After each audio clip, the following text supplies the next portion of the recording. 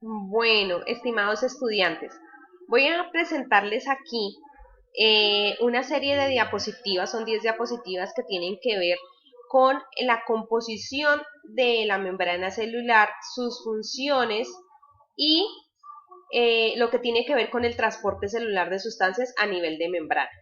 Este contenido teórico les va a servir, bueno, para repasar, afianzar conocimientos que ya se habían tratado en encuentros anteriores y para poder resolver las actividades planteadas en la guía. Les pido el favor de que cuando visualicen el video aprovechen y tomen nota en su cuaderno para que esos insumos y esos apuntes les sirvan a ustedes para poder entender y continuar con el proceso de aprendizaje. Bueno, cuando hablábamos de la membrana celular, bueno, hablábamos de que actualmente se habla de que la membrana se dispone según el modelo del mosaico fluido propuesto por Singer y Nicholson en 1972, el cual plantea que es una bicapa lipídica porque está formada por dos capas de lípidos, de fosfolípidos, que contiene dentro de su estructura proteínas de membrana ancladas ahí. Hay proteínas también periféricas, quiere decir que solo están en uno de los lados de la membrana, posibilitando la adhesión a sustancias para que éstas puedan ingresar o posibilitando reconocer otras células para poderse unir.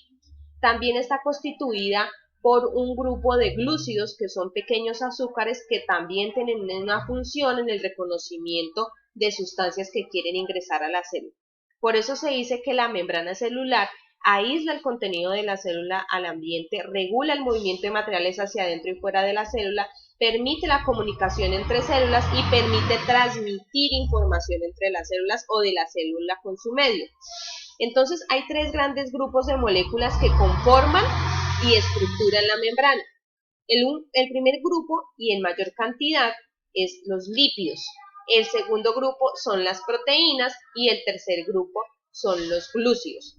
Los lípidos, como hablábamos, aquí tenemos a los que constituyen, que son los fosfolípidos, tienen una estructura en particular, que es que su cabecita químicamente es polar, es hidrofílica, o sea, tiene afinidad con el agua, mientras que su cuerpo, que son estas dos colitas, pues son hidrofóbicas. Eso hace que esta parte superior y la parte inferior que da hacia el interior de la célula sean afines con el agua, mientras que la parte del medio pues es hidrofóbica y no permite el ingreso del agua como tal.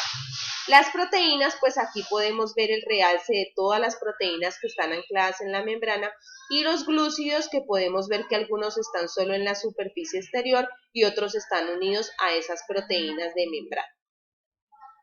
¿Listo? Bueno, partiendo del grupo de los lípidos, entonces aquí tenemos más detallada la estructura química. Entonces decimos que esta es la parte hidrofóbica, esta es la parte hidrofílica, y es lo que le da esta estructura, esta forma a la capa, una bicapa, una capa arriba y otra capa abajo, lipídica, de lípidos.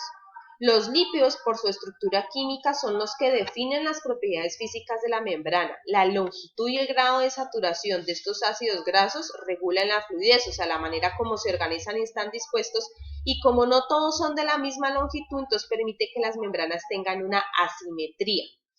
En la membrana plasmática, las cargas eléctricas asociadas a cada una de las partes, tanto la hidrofílica como la hidrofóbica, eso es lo que hace que se mantenga un gradiente eléctrico en la membrana que permita y module el control de sustancias, tanto ingreso y salida de las mismas, a través de un potencial eléctrico.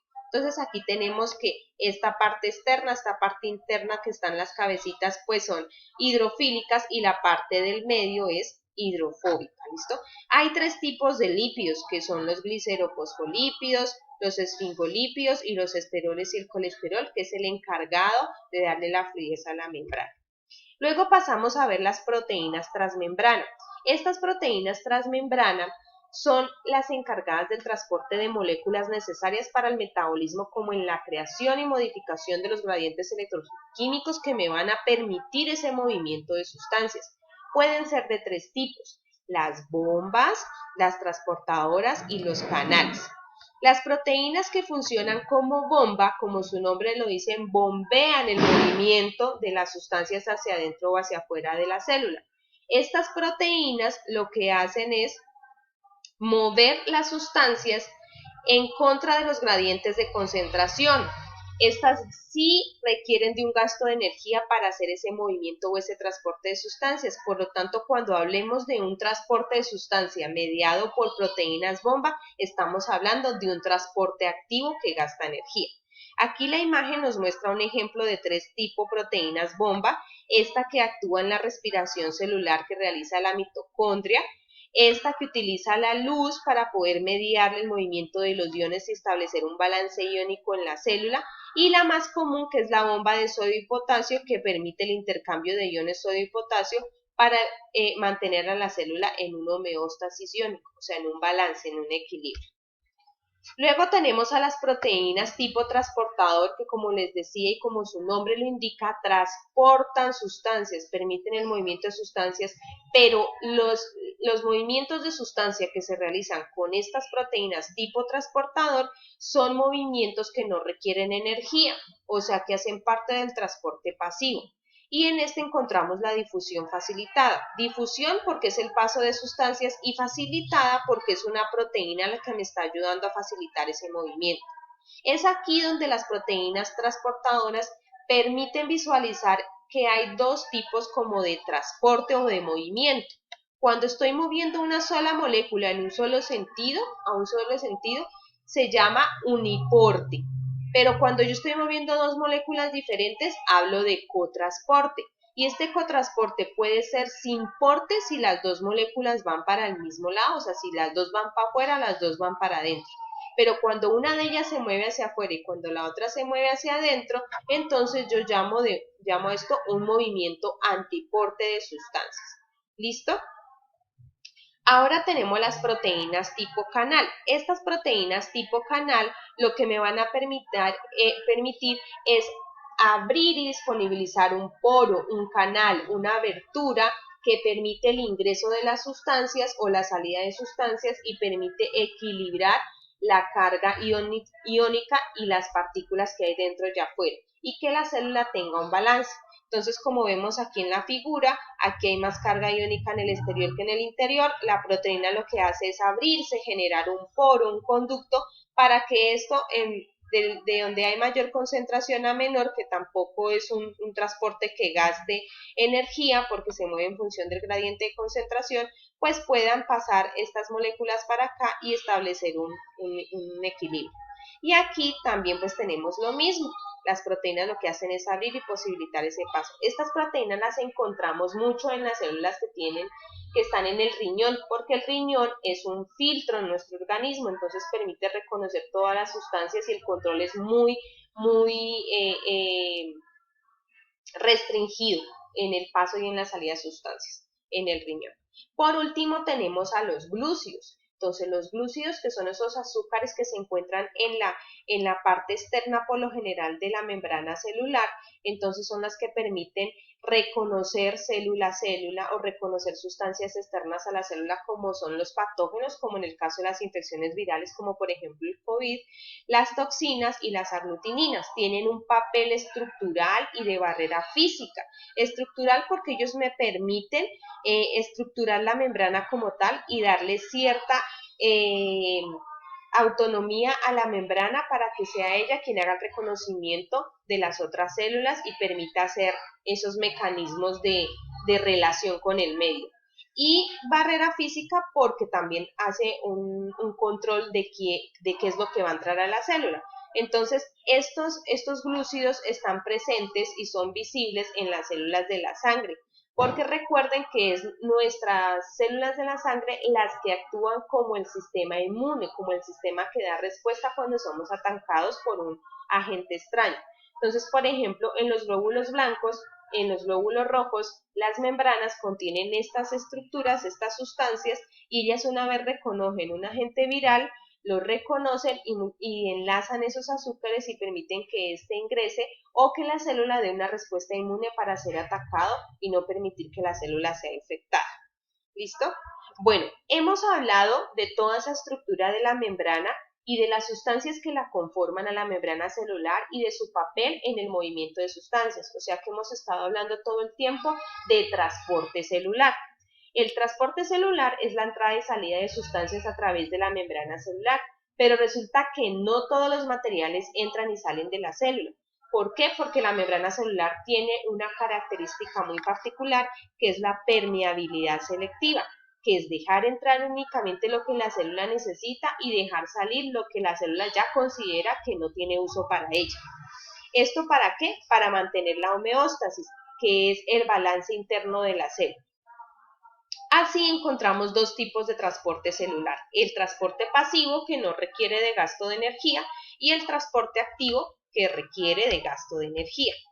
Bien, en el transporte pasivo encontramos tres tipos. La difusión simple, que se da a través de la bicapa lipídica y que es un transporte que no requiere energía y es el paso de moléculas pequeñas como el oxígeno de lugares de mayor concentración a menor concentración, o sea, a favor del gradiente, y por eso no requiere energía. Está la difusión simple a través de proteínas de canal, que era lo que hablábamos allá cuando hablamos de las proteínas transmembrana, que son las que permiten dar una abertura y un poro para que las partículas avancen hacia el interior de la célula o hacia afuera, dependiendo de lo que se necesite. Y está la difusión facilitada, que es la que me permite el ingreso de moléculas más grandes, como la glucosa y otras, y esta se da a través de la participación de proteínas transportadoras que funcionan como una maleta que empaqueta lo que va a ingresar o lo que va a sacar, y cuando esté adentro o afuera lo que hace es sacar. Y facilitada, pues se llama facilitada, es porque requiere de la participación de proteínas que le ayuden a hacerlo. ¿Listo? En el transporte pasivo tenemos un tercer tipo, que es la ósmosis. La ósmosis es el paso de agua a través de la membrana celular, es la misma difusión, pero del agua. Entonces, aquí se tiene en cuenta es la concentración de partículas del medio de la célula. Entonces, aquí las gráficas muestran un ejemplo de lo que ocurre con los glóbulos rojos.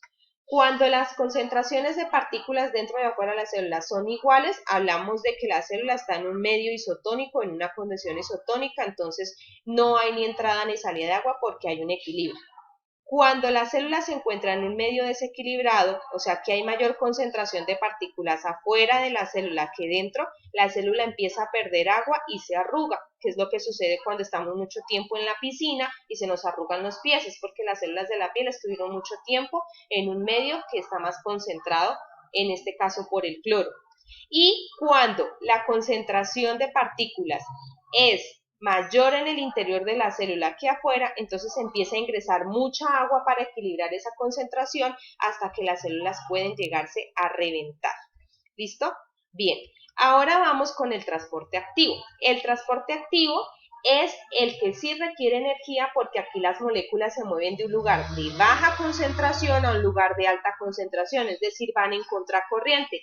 Y aquí se necesita de las proteínas tipo bomba para poder bombear el movimiento de esas moléculas. Entonces aquí tenemos a tres tipos también. La endocitosis, que su nombre lo indica, endo, hacia adentro de la célula. La exocitosis, exo significa hacia afuera de la célula, que es para sacar desechos, y la fagocitosis, que la presentan algunos protozoos y animales, que es específicamente para obtener alimento a través del encapsulamiento del mismo por medio de una vacuola. Entonces aquí en el gráfico tenemos la endocitosis, partículas de alimento que están siendo tomadas del medio, la membrana las encapsula, las lleva al lisosoma donde se analizan si sirven o no para dejarlas en la célula o sacarlas nuevamente. Y la exocitosis, que son los desechos de la célula, también los engloba, aquí los encapsula y se saca. Entonces, endoentrada, exosalida. Y la fagocitosis, pues que es mediada por una vacuola. Esto lo podemos ver en la respiración que nosotros hacemos cuando exhalamos dióxido de carbono, que lo que hace es encapsularse el dióxido de carbono y sacarse a través de las células del pulmón. ¿Listo?